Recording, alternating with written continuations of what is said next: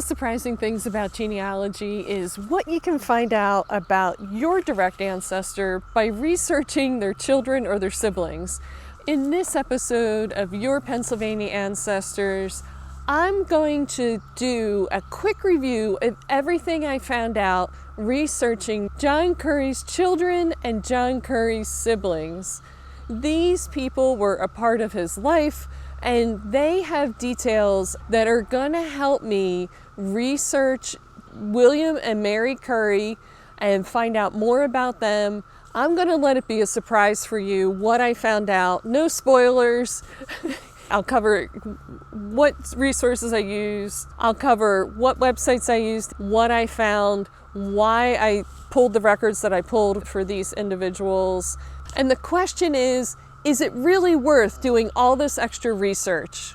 Did I really find out enough to make it worthwhile? Let's find out. My next step is to take this family tree, which is very basic at this point. I just have the information from John Curry's last census and his death certificate and his marriage record in here. So I am going to fill out the remainder of John Curry's children and then also fill out the information for his siblings under William Curry and Mary Toner. So here we go.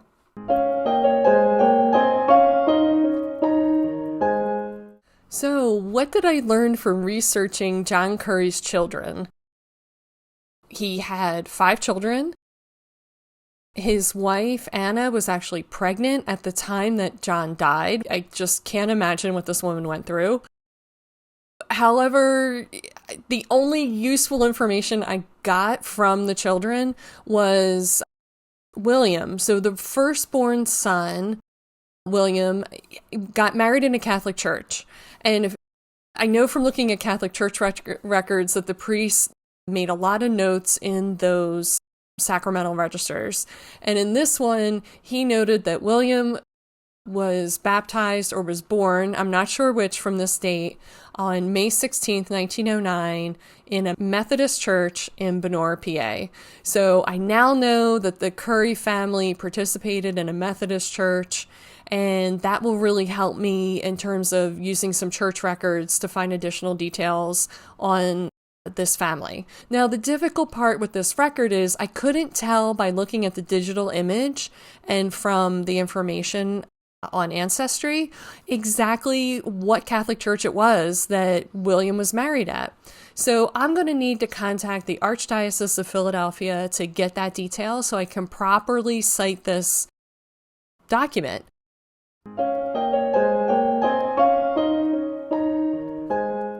Now, moving on to John Curry's siblings, I found this obituary in a newspaper called the Democratic Watchman in Bellefonte, PA. John Curry was one of 7 children, and he had 6 sisters. They're all listed here in the obituary. We have Mrs. James Bailey, Mrs. Harry Dorman, Mrs. Boyd Rossman, Mrs. John Steele, Mrs. Paul Rossman, and Mrs. Edward McCulley. So that gave me an immense amount of help. I could translate the information that I had in the census for John's sisters to who they married and their spouses were. It was really great. And I also found out from this obituary that John was born in Axeman on 20th December 1889. Another key piece of information, hopefully tied with the Methodist information that I learned about his firstborn son, will really help me.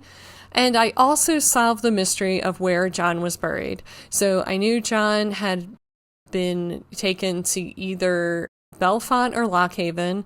In this obituary, they say that he's buried in Gray's Cemetery. This is a cemetery attached to Gray's Methodist Church. So we have that Methodist tie again. And I can't find him on Find a Grave, so I don't know if the grave is unmarked or just hasn't been photographed yet. But again, I have a solid set of clues, something to follow up on, and I can work with a very narrow focus here around a Methodist church in Bellefonte and hopefully get more details on the Currys. I found some details with his sisters that can help me go back further with this family. Now, I got very excited as I was going through particularly newspapers for John's sisters. His oldest sister, Elizabeth, also known as Lizzie in the census, had this wonderful obituary written about her. She died in 1941, and in it tells me that she was born the 30th of July, 1885 in New Millport, Clearfield County. So now I have a location to search for the Curry family in Clearfield County, which is adjoining to Center County where John was buried. There is a confirmation here of the name, so I was debating what the name was, and I've seen it a couple times now, that it's William I. Curry, not T, not J, it's an I, is what the newspaper's reporting on. And they put in the mother's maiden name, her birth name, Mary Toner. I can't believe it. I'm in love with this reporter or whoever submitted this obituary. They've confirmed that name again, which is wonderful. And then I also get a hint from this obituary, based on who's surviving Elizabeth at this time, that by 1941, Mary Toner is deceased, but William I. Curry is still alive.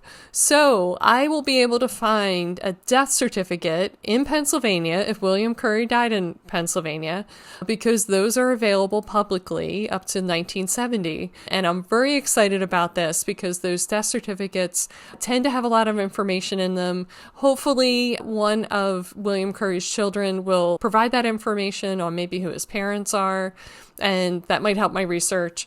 But that's what I found with Elizabeth. Let's see what I found out from the other siblings. Now, with John's other sisters, with Lily Curry, I found that she was born in Spring Township, Center County. So this is not Clearfield County, so the family clearly moved. But I still have the names William I. Curry and Mary Toner. This is great. Her sister also reported the parents' names as William I. Curry and Mary Toner. And Luella's Curry, Rossman's birthplace is State College, PA. So this isn't either of the other locations. We're not in New Millport. We're not in Axeman. We're not in Spring Township. So this family is mobile unless they've completely gotten all their birthplaces wrong, but I'm going with mobility because that's the simplest answer here. So no need to make up a story that doesn't need to be there. And then I found the birth certificate for Nellie Louise Curry, which was the youngest sibling of John Curry. She was born in Scotia to William I. Curry and Mary Toner, and there's a lot of corrections to this birth certificate. I find out she's child number 10. So not all the children lived, which was very common at the time. So I've got some more birth and death certificates to look up for this family, which I hopefully can find in the county registration. So this isn't a state level birth certificate. This is a county level certificate that started in 1893. I'm excited about this, looking for these to help track down where this family's living throughout these counties. So I have William I. Curry, and his birthplace is given as New Millport, which we know is in Clearfield County. So that's great. I'm back to Clearfield County. And then the mother was born in Axeman. So here's this location again. I'm going to be mapping all these out, so I'm very, very clear and very grounded as I go further to do my research as to where these locations are. So it will help me find churches, cemeteries, and associated families with these families that I'm researching.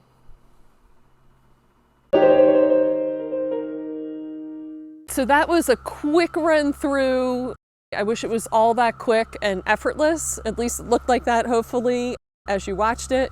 In the next episode, I will have reviewed some county histories, and I'll highlight through those what I found important to help me, again, go further back in time with this research. One of the problems I ran into doing genealogy is I rushed too far, too fast, and ended up stuck or confused among my people. A lot of the people I have very common names in the areas where they lived, and I always got confused between people. I feel like half my tree is named like John or Mary. I decided to slow down and read some history, get some context, and summarizing everything that I found out. So this is Denise Allen with PAAncestors.com, and I'd love to hear if this episode helped you discover your Pennsylvania ancestors. You can find me at PAAncestors.com, and I'll see you over there.